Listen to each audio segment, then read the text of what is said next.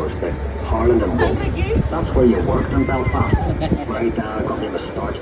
Then my brothers after me. You could hear the noise from where we lived, but nothing compared to the size of it. They put me to work on 401. That's what we called her.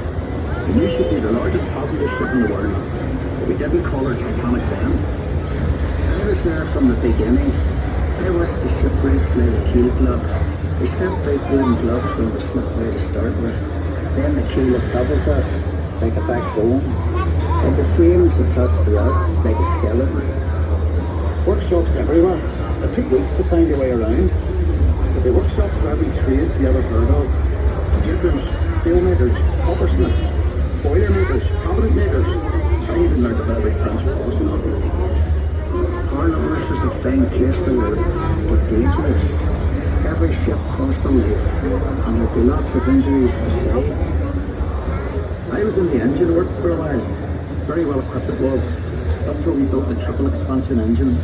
2 of them, each as high as a 3-story house. I worked in the frame bending shop.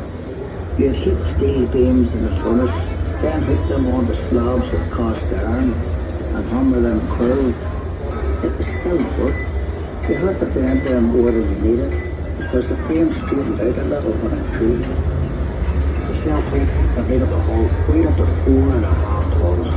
They were taller than the daft. The plates were overlapped on the edges. Some were raised, one after another.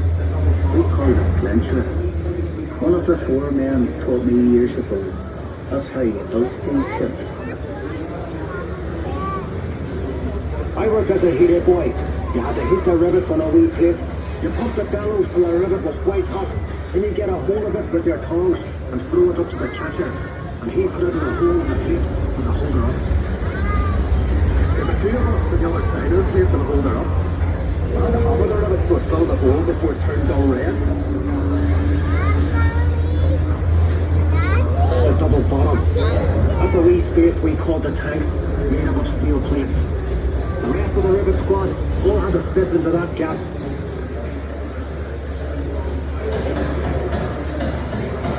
One of the foremen would check each rivet with a special hammer.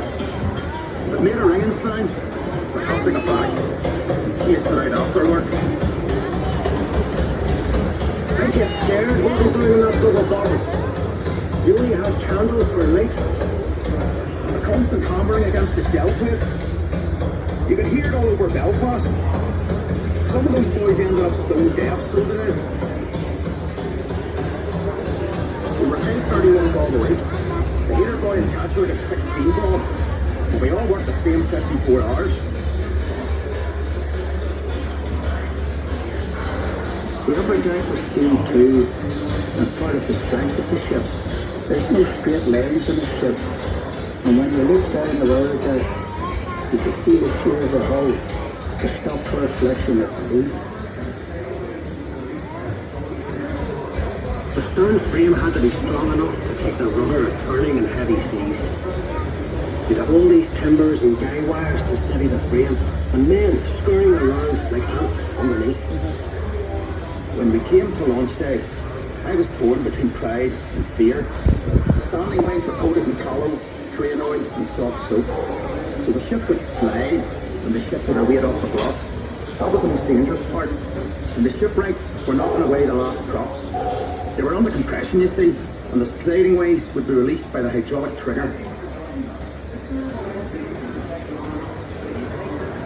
100,000 people watched the launch. Some paid a bob to sit in the reserved seating. There were extra trams laid on. Then we all went off to the pub to wish her well. Now you were proud to be an island man that day. And Titanic was a pride of Belfast.